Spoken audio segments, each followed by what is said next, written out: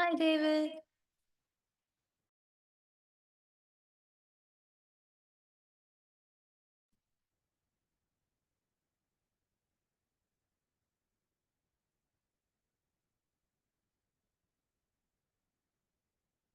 Hello, can you hear me? Yes, I can hear you. Right.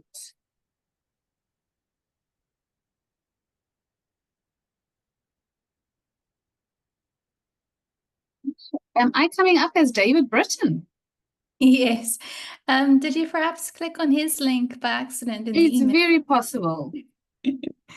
Let me go back and check. Did I have another one? Yes, at Ah, the I very see. end of Okay. the email. Ah, I see. I see. Okay. Let me try this one.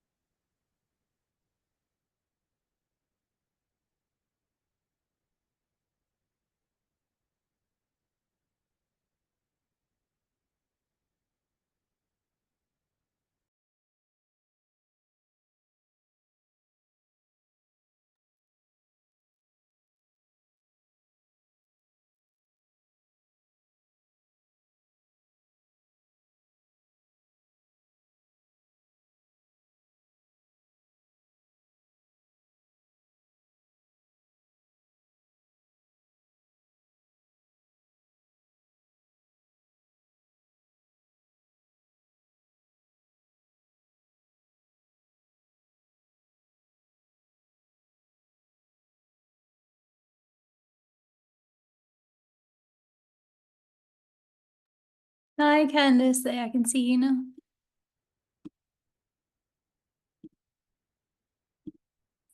Yes, I'm here. I just want to get some earphones and see if they work.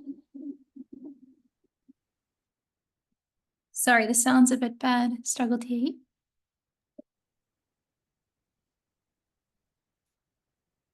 Can you hear me now? Yes, I can hear you now.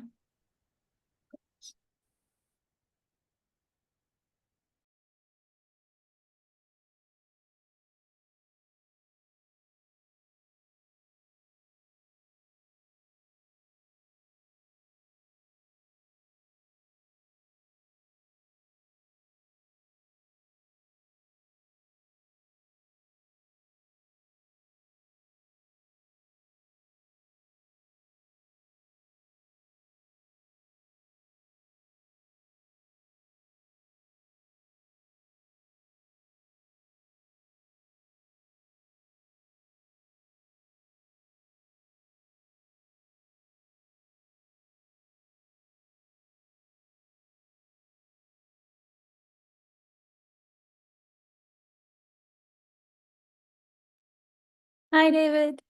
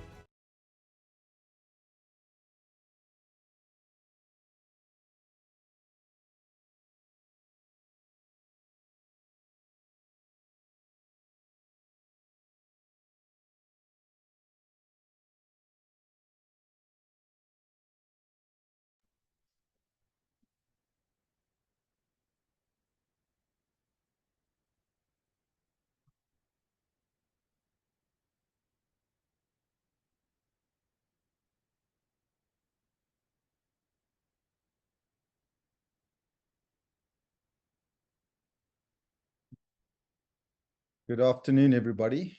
It's 4 o'clock, Monday afternoon, same place, same time as every week, except, of course, next week, which is Easter weekend, and I think the week after, which is Freedom Day. And welcome to today's talk. We always like to give a couple of minutes just to let a few people catch up, but today we have a treat where we can get pediatrics talking to adults and, of course, others. But we've got Candice Hendricks giving us a perspective on HIV in the transplant scenario, and particularly, I think, to be provocative on the aspect of donor selection. So, and I will present a little bit of our center experience of HIV, but more from the patient side of things a bit later. The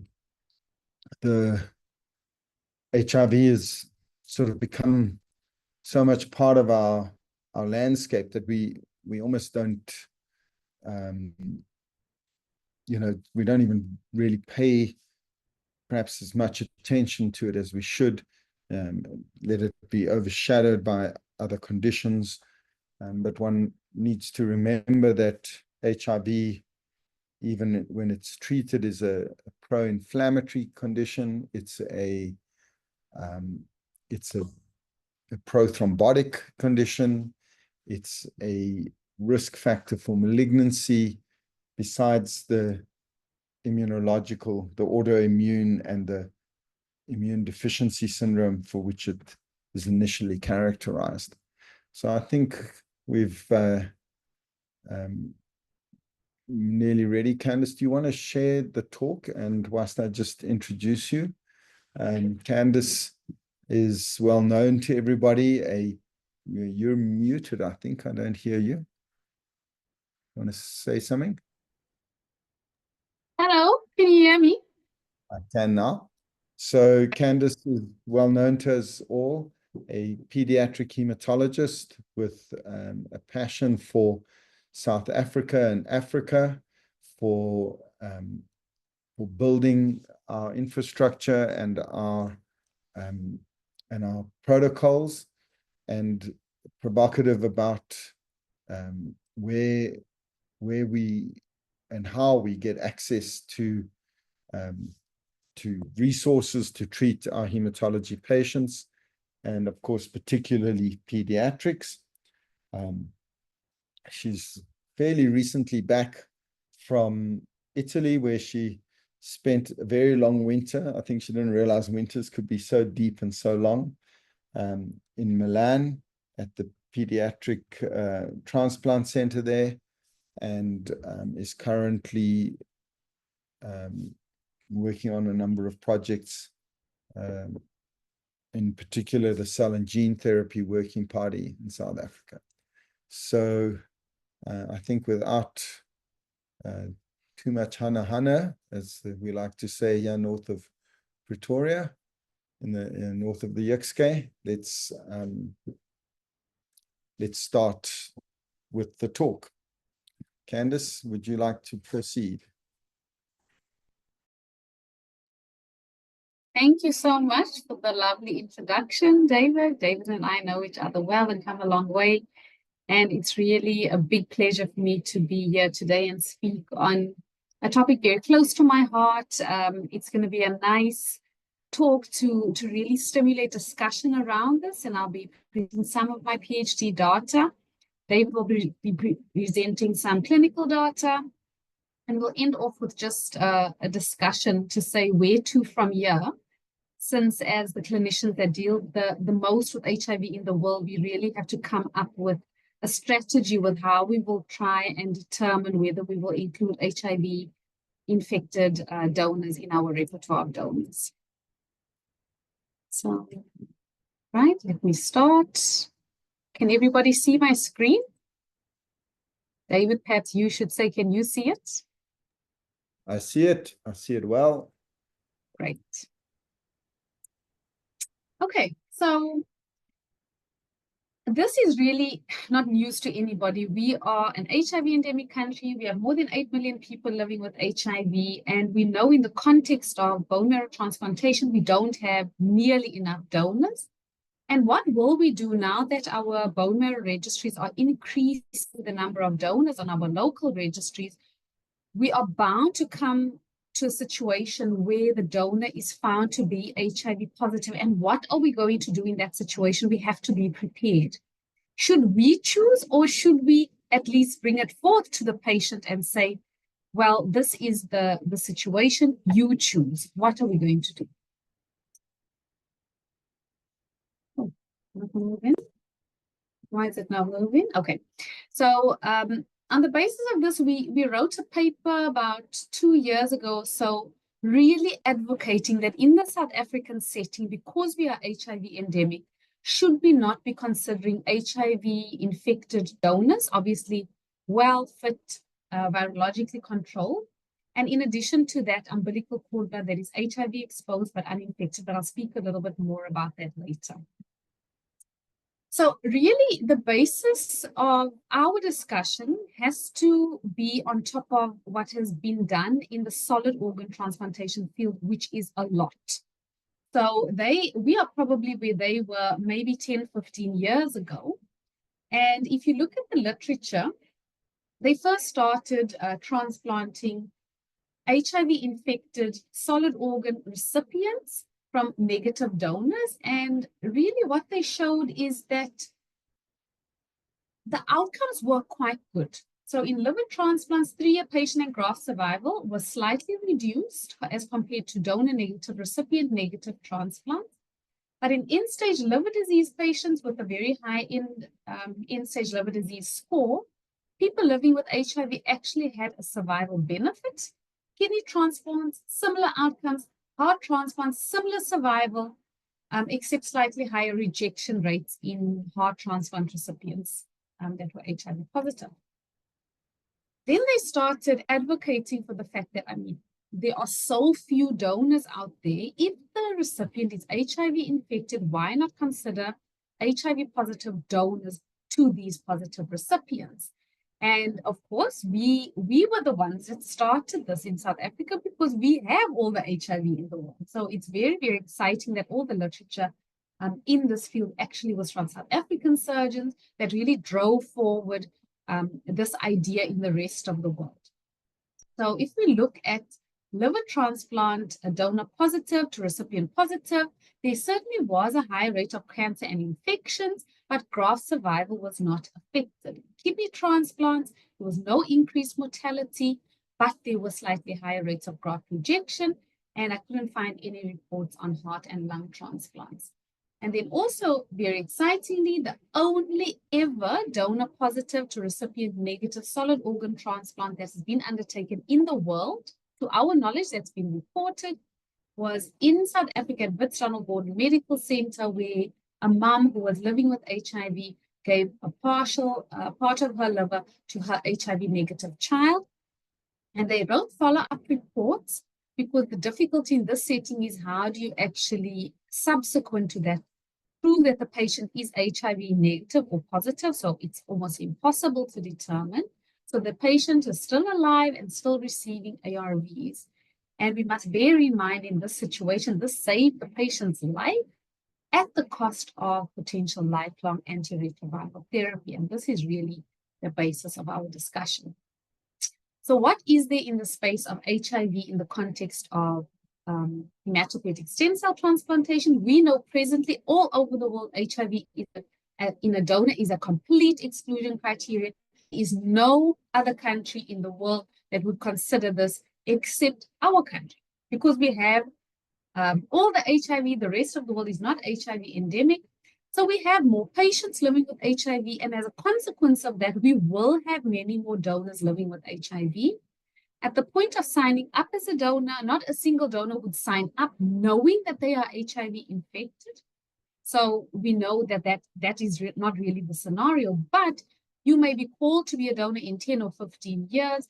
And at that point of identifying the patient to be a donor, we may only find out that they are now HIV infected and be sitting with this scenario of deciding whether this donor should be eligible to donate. So the burning question is, if there is only one HLA identical match and the donor is HIV positive, what do we do? Or if the patient only has a haplomatch and that haplomatch is HIV positive, what do we do? So we will try and answer these questions together at the end, because I myself am not an expert and I'm not sure whether there should be stringent criteria that we come up together to actually make this a reality. So in the literature, many HIV-infected patients have undergone autologous and allogeneic bone marrow transplantation. So in that respect, it is not new with a negative donor. And they've not been found to have any increased risk of mortality or GvHD.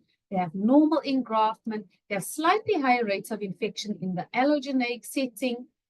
Haplo and umbilical cord blood donors can be considered because it's a very nice case series from the US, where 9 patients with a whole host of different donors, some haplo, some match-related, match unrelated, underwent transplantation, and they gave post-transplant cyclophosphamide, and the patients actually did well.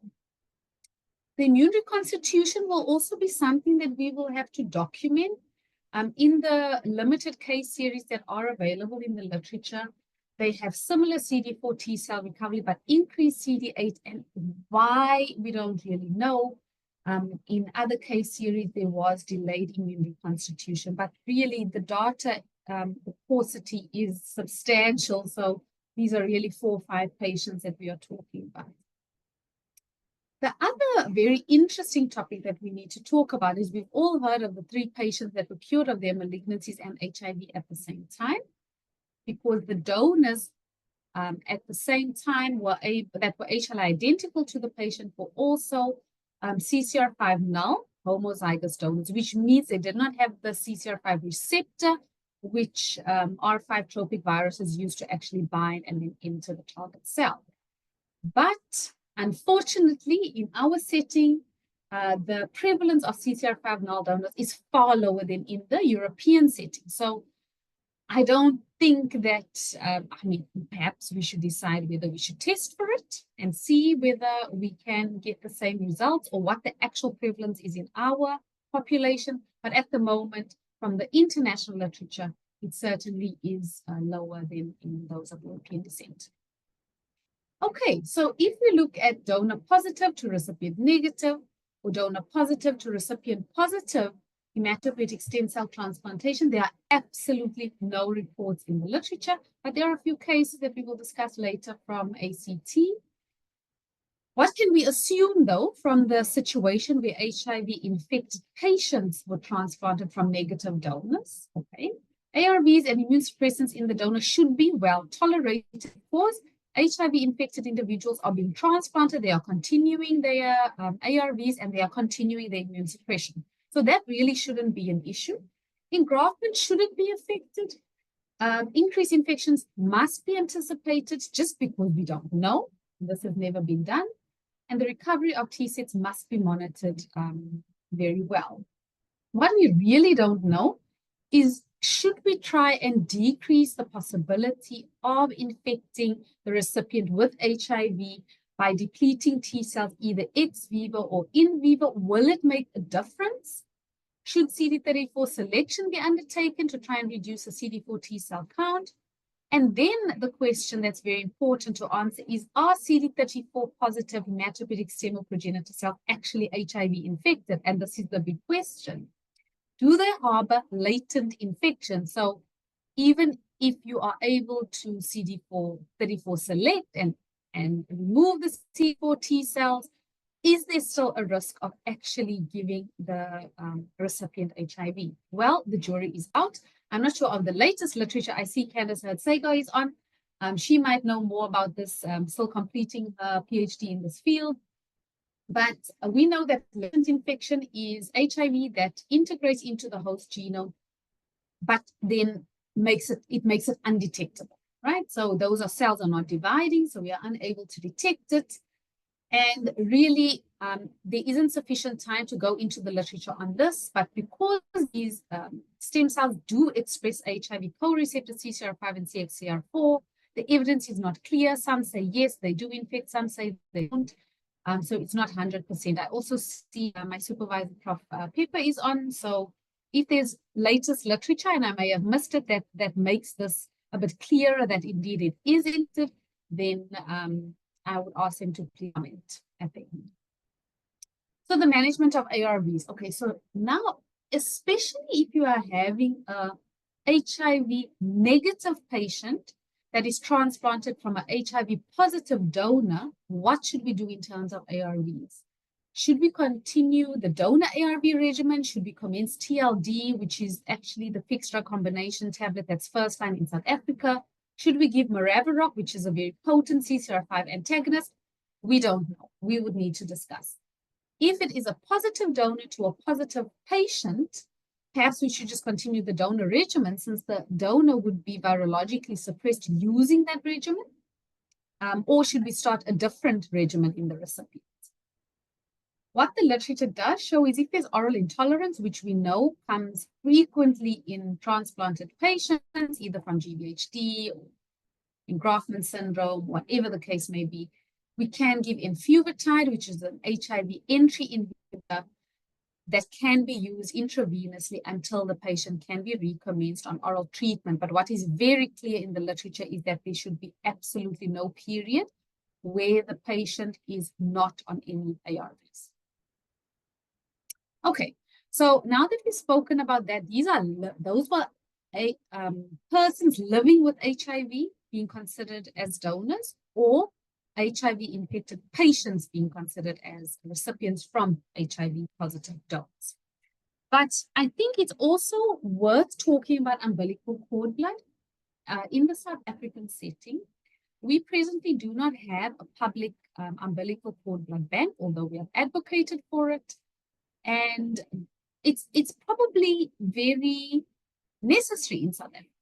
And why? So umbilical cord blood has particular advantages. It has less stringent HLA matching at 6 loci compared to 8 to 10. That alone will increase the number of donors that a patient is able to get. because of the decreased HLA matching. It has completely non-invasive collection and it's off the shelf. So the product is there when the patient needs it. And this is very important in pediatric patients. However, for adult patients where umbilical cord blood is often not considered because of the low stem cell number, hematopoietic stem cell expansion strategies do improve HSCT numbers substantially. And there are two small molecule stem regenin 1, which was the molecule I used in my PhD work, and UM171, which is gaining a lot of favor internationally.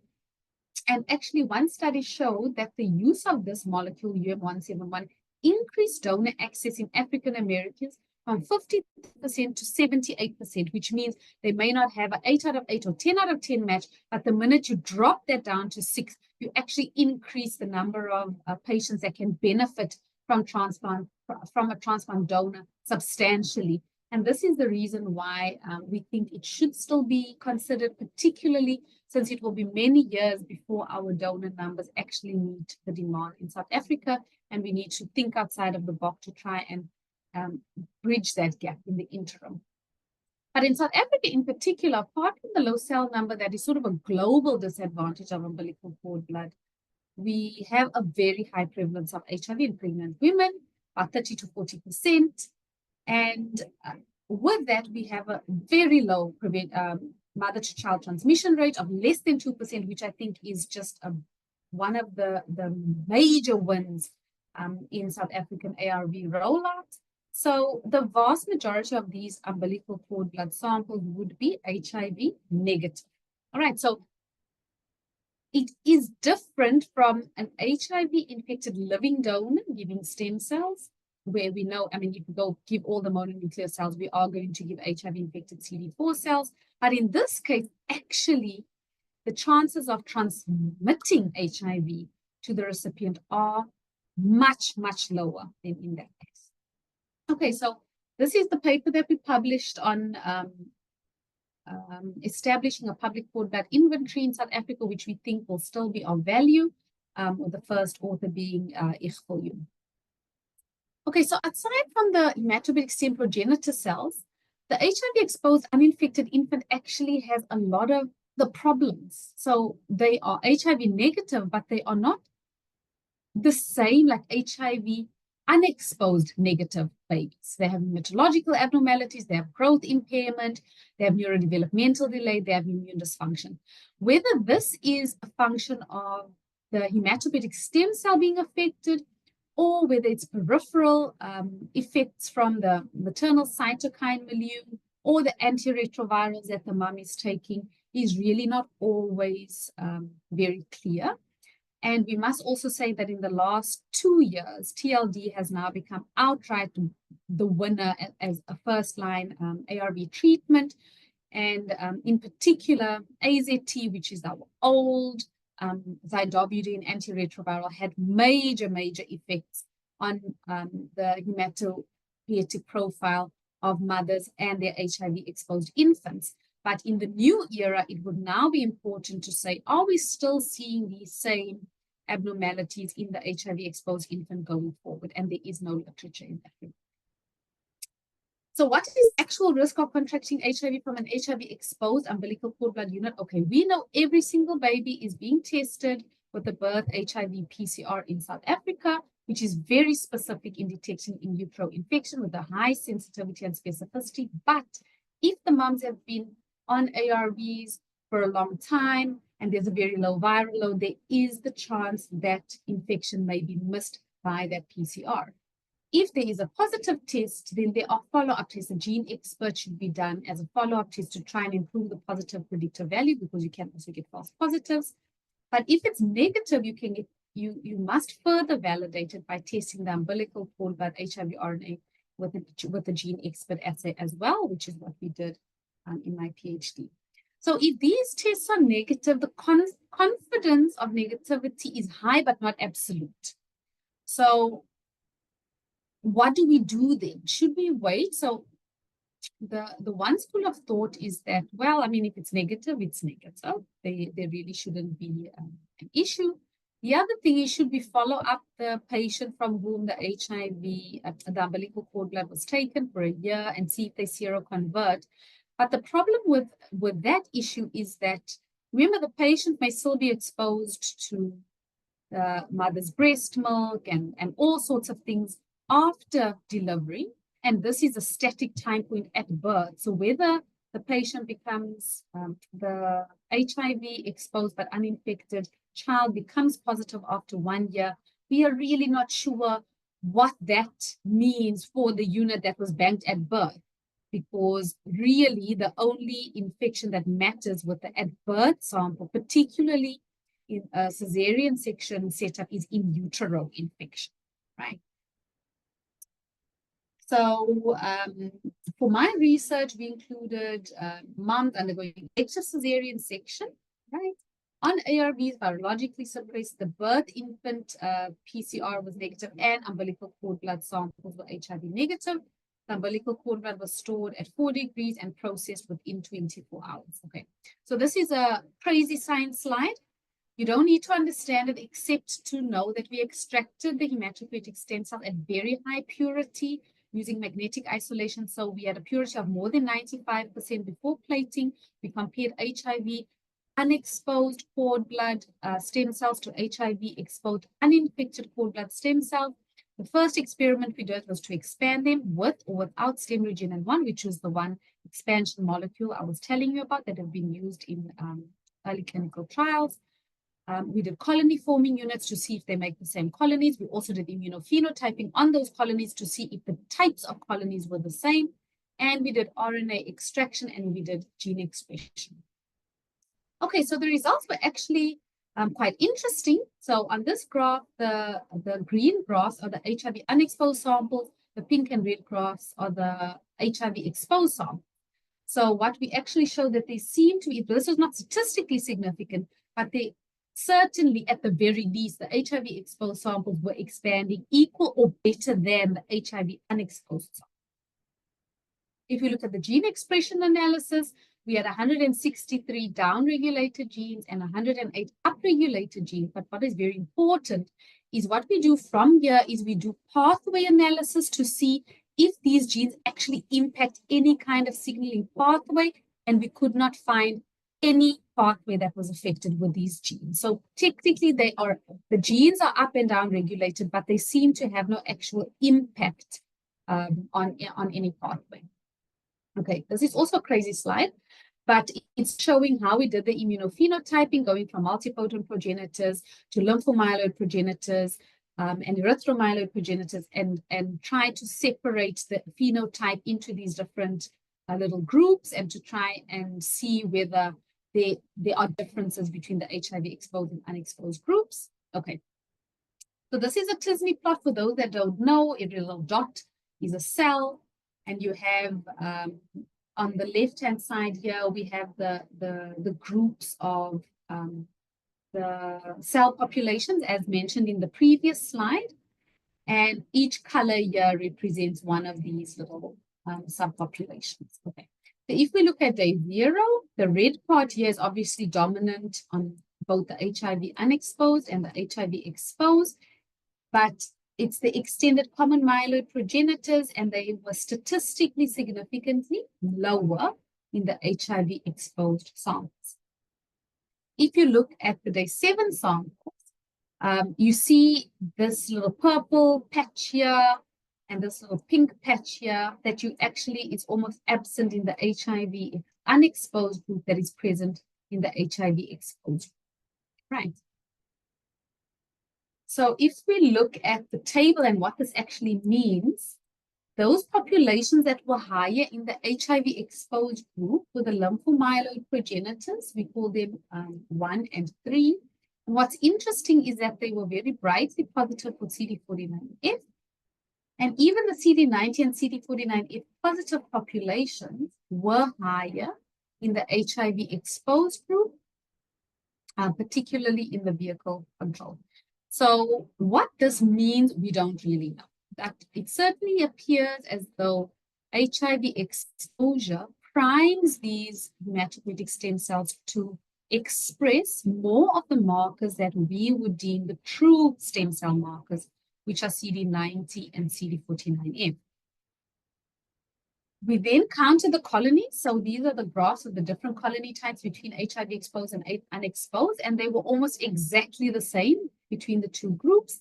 And when we did the immunophenotype, so this is another Tisney plot, don't get confused. If you just look at the picture between the HIV unexposed and HIV exposed, they look exactly the same. And there was absolutely no statistical significance between the populations found in the HIV exposed and the HIV unexposed. We did a final analysis on the Lin negative CD34 negative population. This is a sort of mixed group. It contains, so these are the cells after 7 days of culture that have downregulated their CD34 on their surface. And what is quite clear, so at the bottom here is the HIV exposed group. If you look at this little neon green section here, right on the top, it's definitely much higher in the HIV exposed versus the unexposed. There is no nomenclature in the literature to tell us what these populations actually mean. That's why we just call them population 1 to population 16 and immunophenotype them. But what is interesting about population 5 that is higher in the HIV exposed group is that it's primed for long-term multipotent progenitors, which means they are Lin negative, CD34 negative, CD117 negative, CD38 negative. So these seem to be very primitive, premature cells, and they are higher again in the HIV exposed. What this means would need to be, we would need to do an in vivo animal model to actually determine, number one, whether they, now that we have shown scientifically in vitro that they seem to be similar apart from immunophenotypic differences, if we actually had a mouse model, do the engraft the same? And does the increased expression of stem cell markers actually lead to more stemness in these cells in an in vivo animal? Okay, so these results have recently been published in bone marrow transplantation. Okay, so getting back to our story. There's a very interesting article by Whistleway et al. Where they talk about using HIV-infected donors for HIV-negative recipients in the solid organ transplant setting. And there's a very interesting book that says HIV retains an ability to inspire fear out of proportion its effects on public health. And we certainly know that there is still a massive stigma about HIV in society. But if we look at ethic principles in this context, and we talk about autonomy, the patient must consider the risks of receiving this product while knowing the benefits, which is actually that your life might be saved, because all organ and hematopoietic stem cell transplantation in this context would be undertaken in the context of a life-threatening disease. Beneficence, doing good for a patient who will certainly die. So if you don't use the only donor with a haplo matched unrelated donor that is HIV positive, and there are no other options, is it doing good by withholding that donor? So it actually overrides the potential non-maleficence by the potential transmission of HIV in the recipient. And justice, yes, more people will become HIV infected if you're using a donor positive to recipient negative solid organ transplant or hematopoietic stem cell transplant. However, these patients would all have died. So you are giving them a chance because they had no other chance. And at the very least, they should be given that option to choose. So in the liver transplant done from the positive mom to the negative child, Edwards Donald Borden, they provide an important perspective to say failure to offer parents living with HIV the option of donation to their HIV negative children is also an infringement of their autonomy. They should be able to choose for themselves and for their minor children, provided there is sufficient evidence that the patient would not die immediately from the transplant, because this child was definitely going to die in the absence of this transplant. Okay, so I want to hand over to David at this point, who will give us some interesting data on what's been happening with the HIV positive transplants over the last 10 years. Thank you.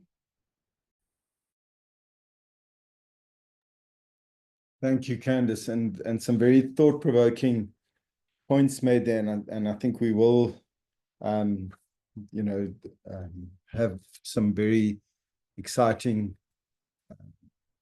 discussion, I think, just now about that. I think HIV is very much part of what we do. Will you do the slides when I ask so that we don't have to sort of swap the sharing backwards and forwards? So yes, absolutely, David. So when we started preparing for this talk, we looked for our HIV positive patients, and ironically, we don't actually store the patients under that as a diagnosis code, or, you know, so we can look up autos and allos, and we can look up haplos and MUDs. We can look up what diagnoses we have, and then cross-reference them to the transplant list, but we don't actually keep a database on HIV positive patients, maybe a shortcoming, and so there may be some patients that we've missed in this context. So, but we took out patients from the last 10 years, and we have 43 HIV positive patients that were transplanted. One autologous transplant patient who did not engraft, and then subsequently had a haplo-identical transplant. And of those, 36 patients were autologous and 7 were allogeneic transplants. We have no MUDs in the allogeneic transplant group, and we only have one HIV positive donor to an HIV positive recipient. This was a patient who had long-standing severe aplastic anemia, and I think it highlights one of the issues around transplant medicine in general, but particularly when donor selection is applied and one doesn't have ideal selection options, then we start to look at, there are a lot of factors that delay the transplants. So we see it particularly with MUDs, in that if the, you know, you have to go through the authorization process and searching. It's much better in the last few years since the registries have got much better type donors. But, you know, the old process of you choose a low resolution 4 out of 4 or 6 out of 6 donor, and then you start working them up, and you get, you know, it takes months by the time you get them to the transplant. And as a consequence, MUDs had a worse outcome. They were less matched. And now we're seeing it with haplos, and dare I say that if we, when we're dealing with patients with high-risk malignancies or conditions, and they are HIV positive, and we really don't jump to the standard therapies always, and that may negatively impact on the outcome. So this is only one donor. We got a good graft in terms of CD34 count, but we had a primary graft failure, and whether that was related to the underlying refractory aplastic anemia with multiple transfusions previously, we don't know. But obviously only one donor, and a very high risk for rejection. You can take me to the next slide, please. So what are the results like?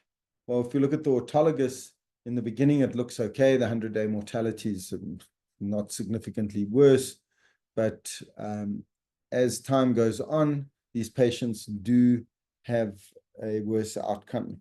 And it's, again, difficult to evaluate because it's not a uniform diagnosis group. the majority are myeloma patients with autos, but the same applies for the non-HIV positive patients. And I think everybody in this forum at least would recognize that the HIV positive myelomas tend to have more aggressive disease, more extramedullary disease. The age group was also younger in the HIV transplants, but it wasn't a uniform group, so it's difficult to say. And one of the things I sort of asked was, why did we have so few HIV positive transplants? Because it's not like we exclude them.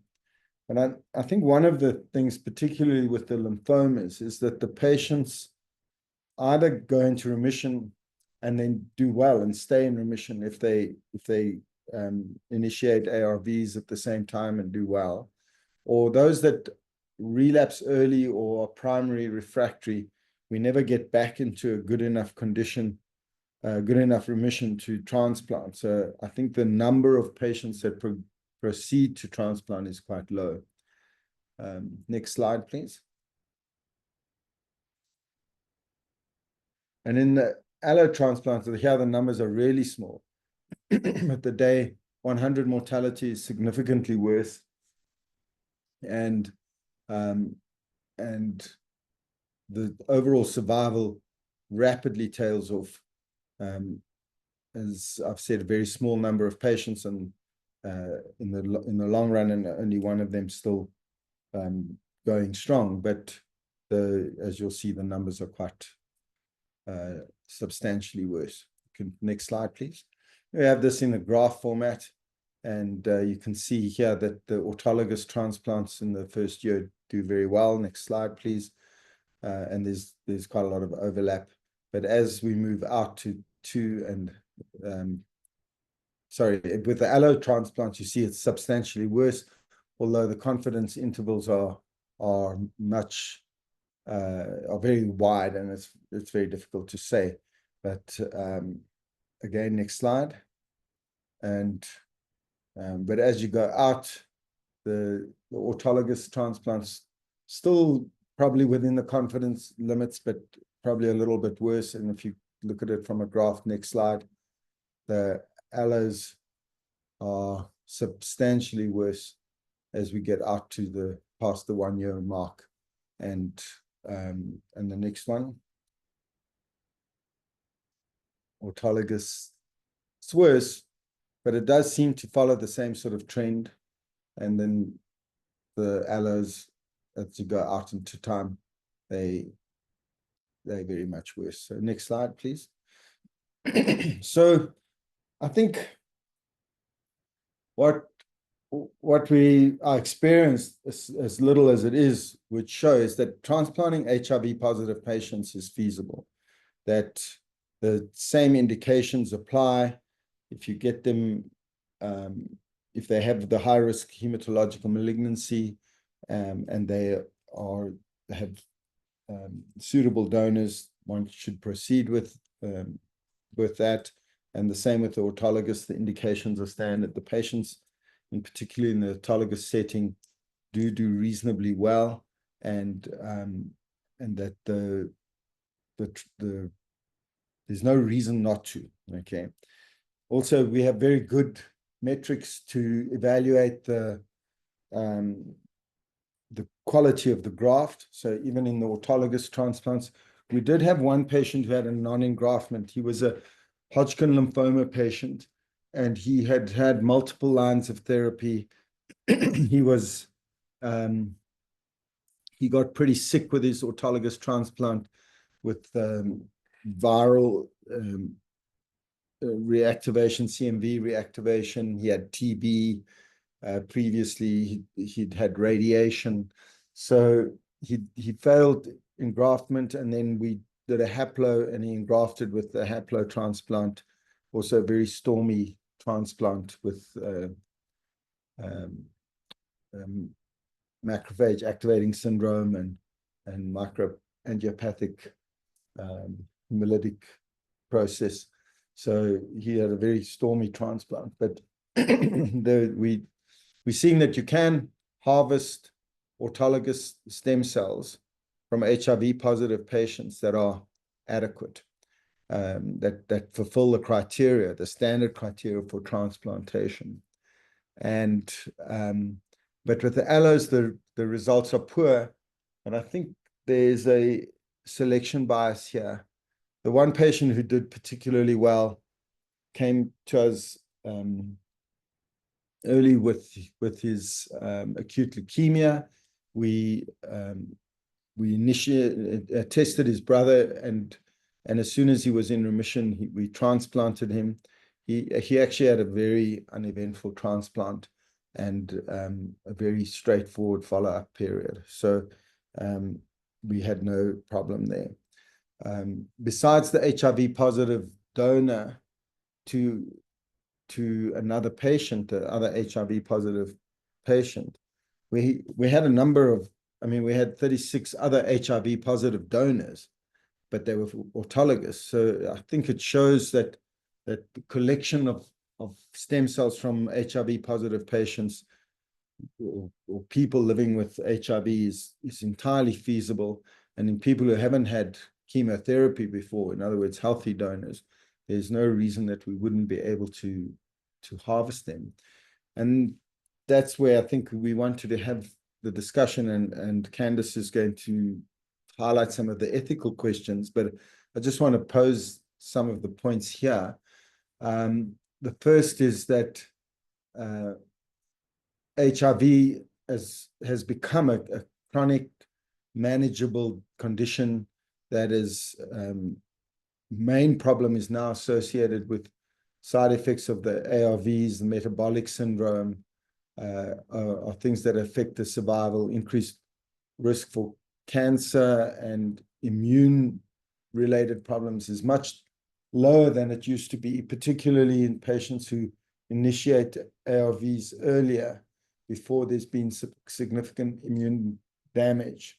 So given that, one should ask the question, is it not preferable to take a risk of a disease that one can control versus a very high risk malignancy or aplastic anemia kind of setting? So I think that's been one of the things that needs to be provoked. At the moment, we just exclude anybody who's HIV. The patient tells us, no, my brother's HIV positive, and then we don't search further, and I think we should. Last year, we nearly transplanted somebody from an HIV positive mother, but a negative patient from an HIV positive mother. The patient asked us, why can't we use my mom? At least I can treat the HIV. And then at the last minute, a sibling that had previously declined came forward and was a match. So we transplanted her from the negative match donor rather than the positive haplodonor. But maybe we shouldn't be saying, just because somebody says my brother or sister is positive, that they excluded. Then the other question is, if we're going to include infections like HIV, then why not include other infections like hepatitis B and hepatitis C, where we have very effective treatments now? We don't exclude people who are syphilis positive. We just treat them and we maybe move them down the line. We have transplanted a patient from a hepatitis B positive donor. We had to delay the transplant because he had a very high viral load, but we treated the donor and then harvested him and transplanted him, the patient with that, and put the patient on tenofovir post-transplant. And the patient has not developed hepatitis B viremia. So if we're going to, maybe we need to rethink this whole this whole point. The one thing I would like to say, and Candice did highlight these things, is that in our environment where access to some drugs can be particularly difficult, and especially drugs that are not used very often, like the cytokine blockers, the HIV insertion blockade, that those drugs should be on hand and available prior to proceeding with the transplant, so that in the event that the patient cannot tolerate oral ARVs, or that, or maybe it should even be a standard part of the protocol, is that over the period of the infusion and engraftment, that one has a very effective blockade, because remember that the reservoirs, the monocyte, CD4 positive monocyte fraction, maybe we want to really prevent those patients, those cells from getting infected, if we're going to prevent them from being negative. So next slide, please.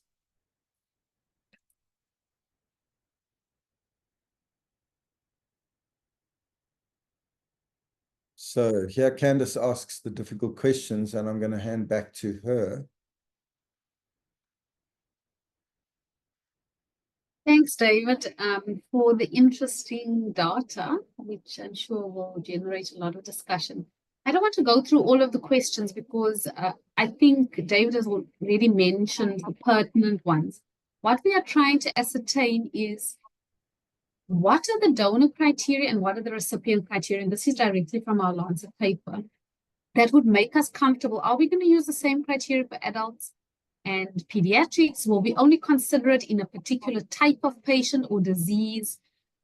Because you never anticipate this. It'd just be, okay, the donor was screened and the donor is positive. And at that point, there has to be some kind of a standard by which we can say, actually, per our national guidelines, this is not actually fit for purpose.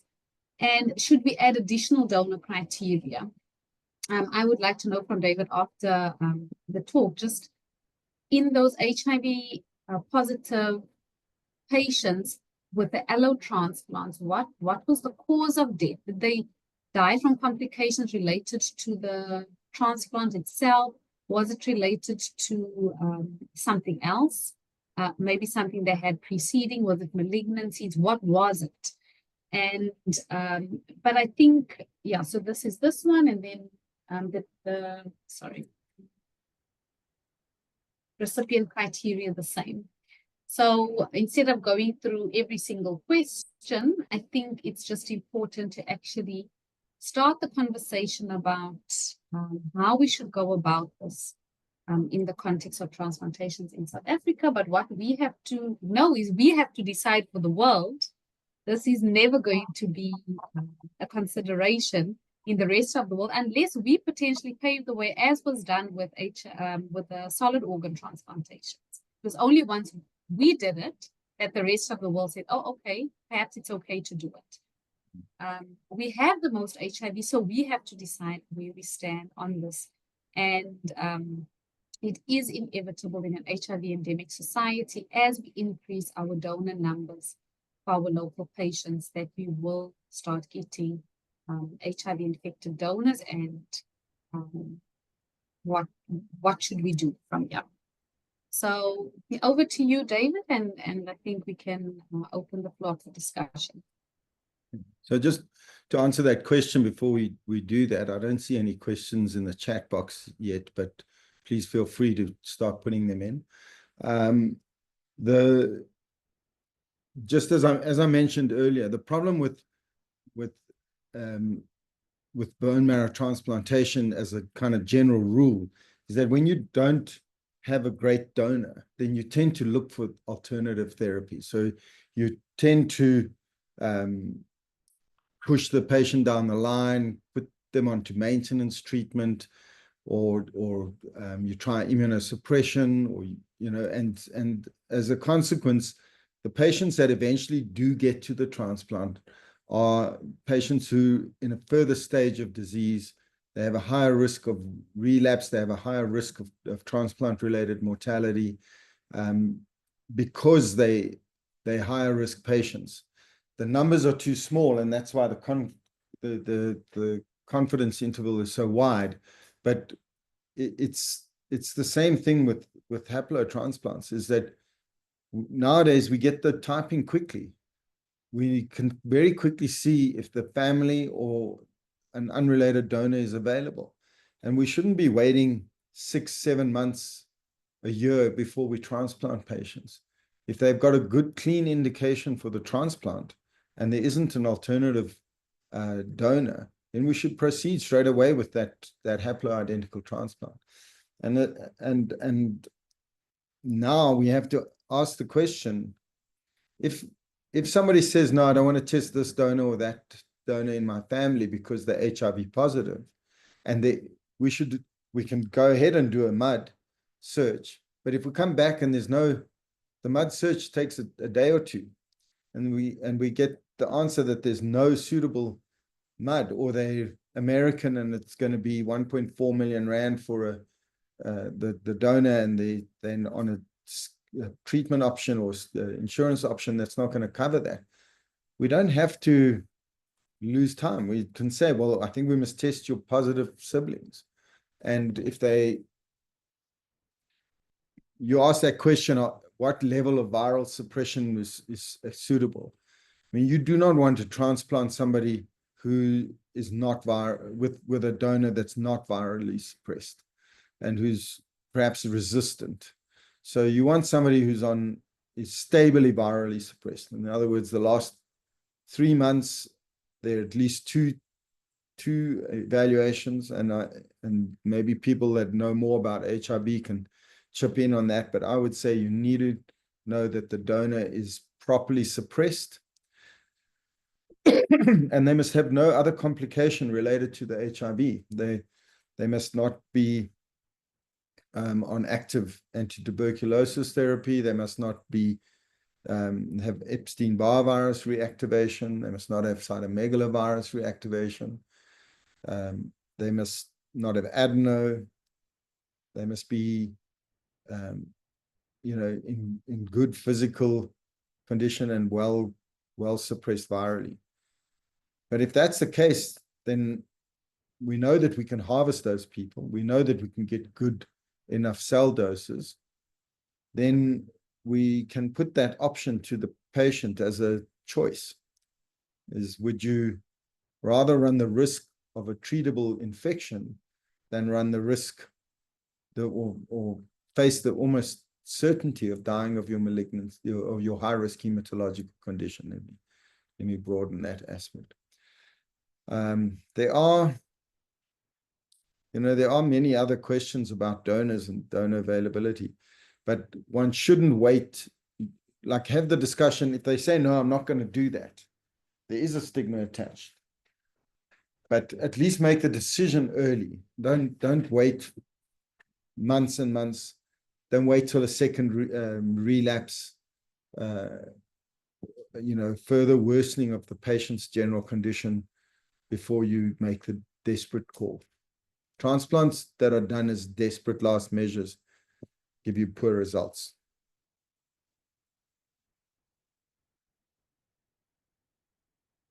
I see there are some statements and questions in the chat, David, and I see Estelle's hand is also up. Yeah, so Bernardine makes the point that I think we would all hold up, is that the patient must have the choice. But I think that, the patients also think like we do. It's a knee-jerk reaction. Donor positive, not suitable. We need to be provocative and ask that question. Is the donor really not suitable? Andrew, you want to comment? Well, I thought Estelle was going to go first, but anyway, sorry, Estelle, I'm jumping you. I But don't see Estelle's hand. okay, but no, that's fine. No, so just two quick comments. I mean, yes, we've all agreed that the delay in transplant and then getting a suboptimal donor later predisposes to poor outcomes. I think in the South African setting, the biggest problem now is we've got fully typed donors, but a lot of them often fall off. So you can get a mud search that looks like you have potentially lots of donor options, and then you end up with people just falling off the list, not available, either temporarily or permanently. So that's a big issue in terms of the South African context at the moment. And then just the other comment is. We've been struggling with how to, because it is a requirement to label the stem cell product which has an potential infectious component, and obviously in terms of South African law and privacy, that we can't put a sticker on a donor bag saying you've got this bag contains HIV potentially. So I know Theo's been looking at ICBAR and trying to. There are a whole lot of diagnosis codes, essentially just numbers, putting those on bags instead of sort of obvious diagnoses that sort of disclose donor risk and donor, yeah, Oh, the situation of the donor. Yeah, David. okay. I'm not going to ignore you, Garrick, but I see Candice Hurd has got her hand up. So, Candice, would you like to unmute yourself? So it's actually to speak to Garrick's question. In fact, the HSBCs do tend to contain CXCR4 when HIV is found in them in a native context, so within the patient. This is considered the more virulent virus in terms of, let's say, host cell susceptibility. So the X4 virus can infect more cell types than the CCR5 virus. So actually what you're looking at is sort of a balance between length of infection and penetrance of the infection. So if the patient was diagnosed with HIV early on in infection and was on highly effective HRT from early on in the infection, chances are low that they harbor a CXCR4 virus. But perhaps the solution to that would be typing of the HIV in the lymphocyte population of the harvested product to see what your proportion of R5 to X4 is like, and perhaps even other co-receptors prior to transplanting the patient or prior to considering transplant of an HIV product. Thank you. Estelle, everybody's telling me you've got your hand up, but I'm not seeing that. Do you want to? I'm fine. Okay, but there's so many things to say. I think the one thing that I find, which was not, I think, much on the agenda today, what I find quite disappointing is that we may not have much CCR5 people in our population, which is sad because that would have been amazing, isn't it? But then just on your remark that I think you spoke about saying that it might be a good idea to be more aggressive and look for and use an HIV donor. I think the problem is that it would be most ideal if we could do the HIV positive donors in the patients who are not so sick and so at risk, because now you use these donors for those who are most likely to have poor outcomes because you are a bit desperate in a sense. So that's just a logistical problem that I want. It's unfortunate, but that is what you will end up with, that you don't. And there's this ethical dilemma that others have spoken of. This balance. How will you, for example, choose? There's such a balance. Say, for example, a plastic anemia. Now you give it's very important to transplant. That is actually a better risk transplant. Perhaps that's a good idea. I don't know. So that's the one thing. And then I may just on the auto patients. So I agree with you, David, that it's the advancedness in our setting of the HIV that also influence the badness of the diseases. So that's why so few get to transplant. We really struggle to get our auto candidates to transplant because, as you said, when you said they lose the ability, but we find they never get it. And that means there's a huge difference between advanced HIV and early HIV. We find our Hodgkin patients with early HIV do excellent. They are beautiful. Actually, we've got 100% cure rate for the HIV Hodgkin patients with early disease. And we've got worse outcomes when it's advanced disease. So those are the problems that we're dealing with. And because Candace asked many of those questions in a whole long list, can't answer them all, but that may answer some of your questions, why it looks as if we're not trying hard enough. I mentioned a few of the problems. And then Candace, I don't know if your work, perhaps you can just say, is there anything in your work that suggests that there will not be a problem with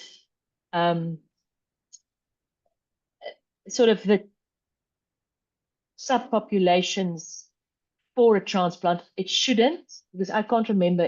Is everything rosy if we disregard the HIV virus itself that should be suppressed? Is the rest of the patient's stem cell population, is that okay? I don't know if you want to just comment on that again. But that's just from my side. I think it's a very, very lovely presentation. I loved both of the presentations. I think it's a fantastic topic, and let's see what we can do in this area.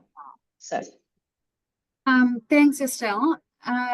Actually, my work was just on the umbilical cord blood stem cells. I'm not sure if Michael Pippa or Candice Hurd-Sager can comment on the populations in HIV-infected individuals in terms of the immunophenotypic subpopulations. But what we know from the literature is that people living with HIV that are on ARVs don't have hematological abnormalities. Actually, the ARVs remove the hematological abnormalities, so to speak. So we obviously would be pragmatic, and we would never consider a person living with HIV who's not absolutely well as a donor. So I think we would have more stringent criteria, virologically suppressed, normal hematological profile, fit, healthy, etc.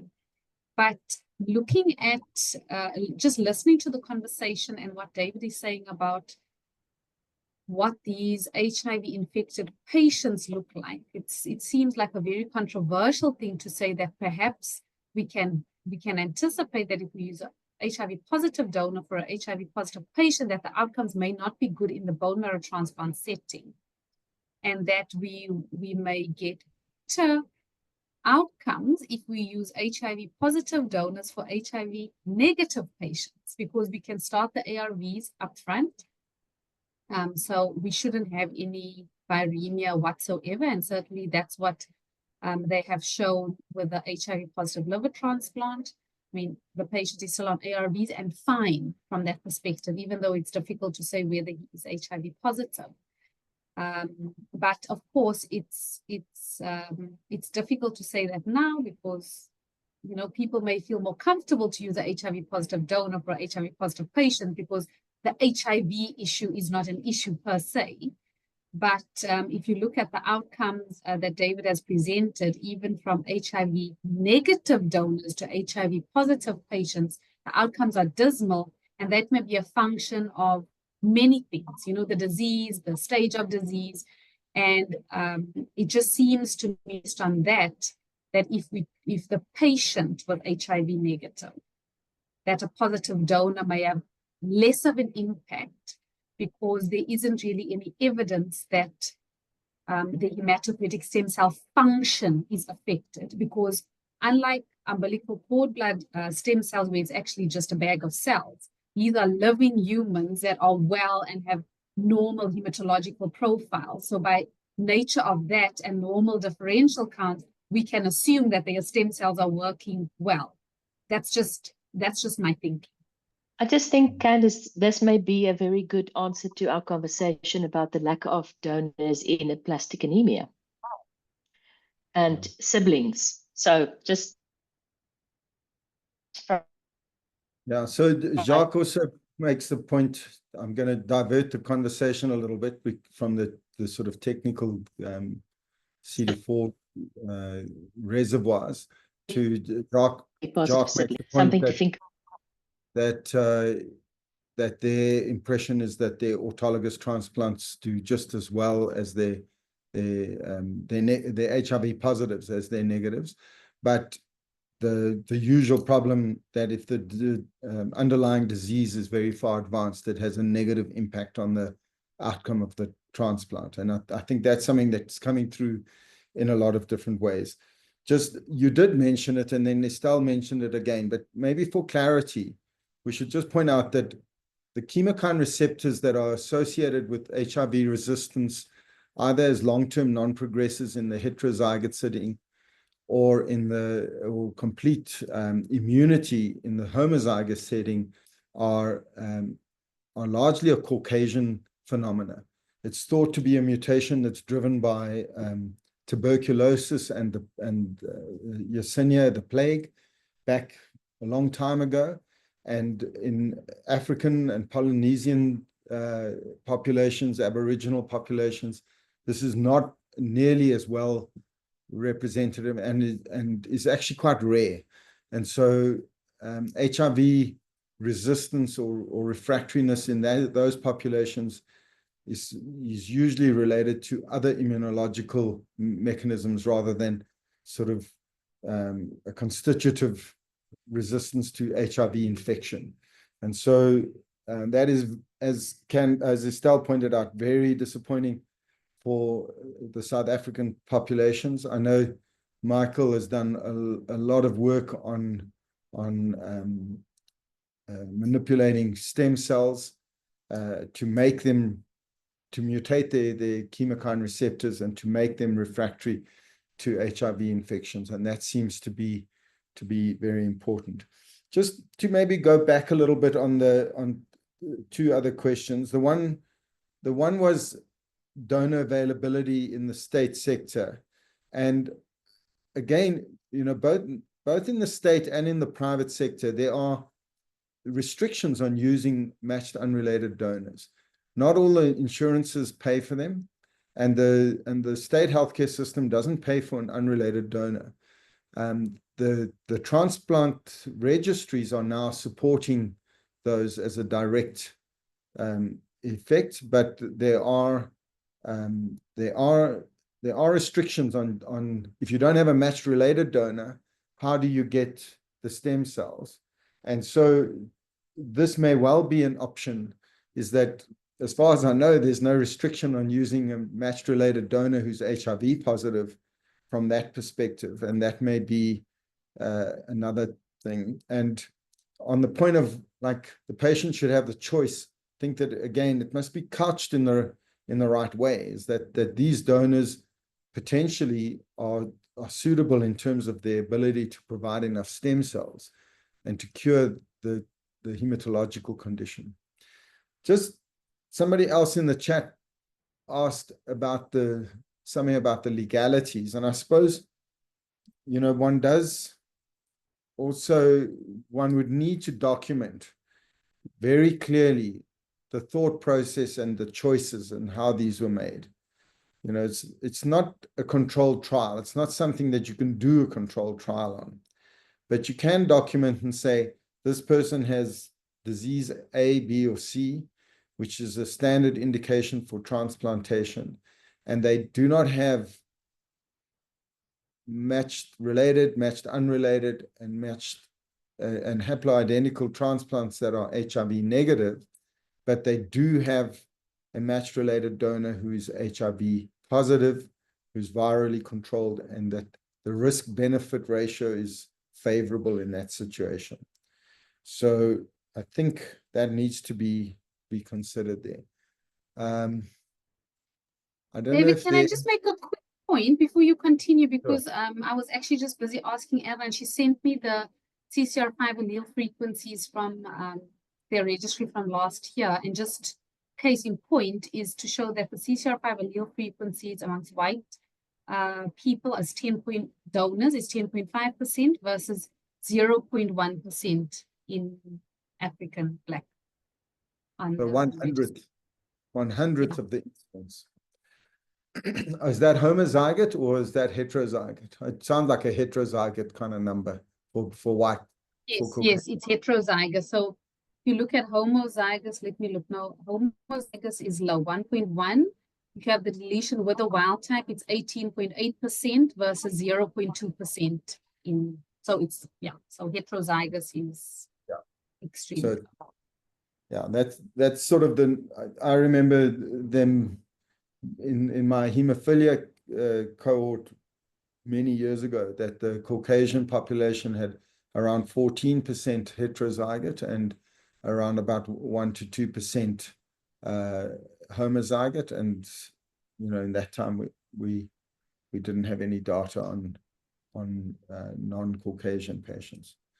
So yeah, I mean, it's very disappointing because it relies on neutralizing antibodies and an immunological response against the virus, whereas what we're seeing in Caucasian populations is that they have a constitutive resistance, and that is, I think, a very important factor that's not often taken into account in the sort of general social aspects around HIV and the stigmata and the judgmental approach that many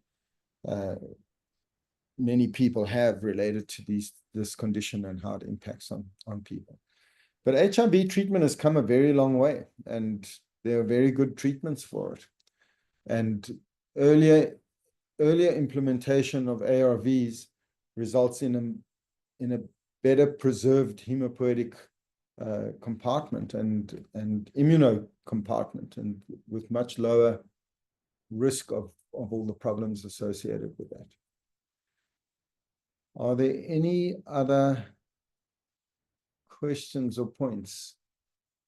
I just wanted to, this is just a devil's advocate, I wonder if we should have in the interim, I mean, we would need a formal sort of guideline, but in the same way that with haplos is a autologous rest waiting in the fridge or freezer, if we are worried about engraftment in the setting of a really sort of desperate hematological malignancy in a patient and we need to use the donor, because we really have no evidence, and only evidence we now have is your patient, the HIV positive that didn't engraft, should we have backup autologous cells in the setting until we are comfortable? I mean, it's a very provocative question. But actually, I don't think that's the only data we have. We have a lot of autologous transplants, and those in theory should be much worse.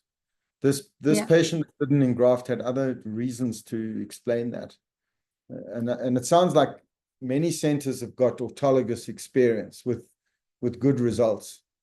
So I think storing autologous is not going to cure the underlying condition in the majority of patients. It's not going to help in aplastics, and it's not going to help in high-risk hematological malignancies.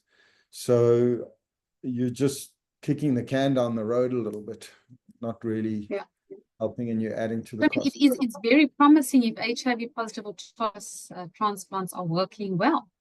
I mean, it means that in spite of malignancy in the patient, their stem cells are functioning well.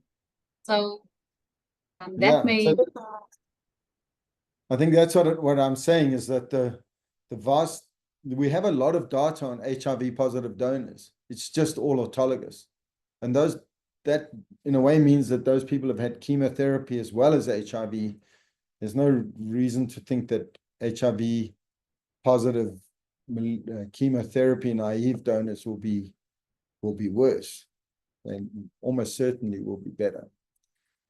It's a very Yeah. provocative situation, but I think we need to ask it, and maybe, you know, we have these forums seem to be working very well. I see every day people putting cases on to both the clinical heme group as well as the bone marrow classroom. And I think these are good forums to present cases and to get collateral opinion if you're feeling uncertain. Yeah, absolutely. Perhaps Nicole and Bridget and Khadin can look at ways of, because sometimes the information's a bit light. You know, it's a very long WhatsApp message that's got a lot of stuff in it, but, you know, how do you compare what the different donors are? You know, how do you know, choosing a donor is sometimes a little bit more complex than, you know, choosing between 2 or 3 people. I mean, it may be, so maybe there's some way we can form a different platform to look at these cases in a little bit more in depth, if it becomes something that we want to discuss in more detail, make a forum.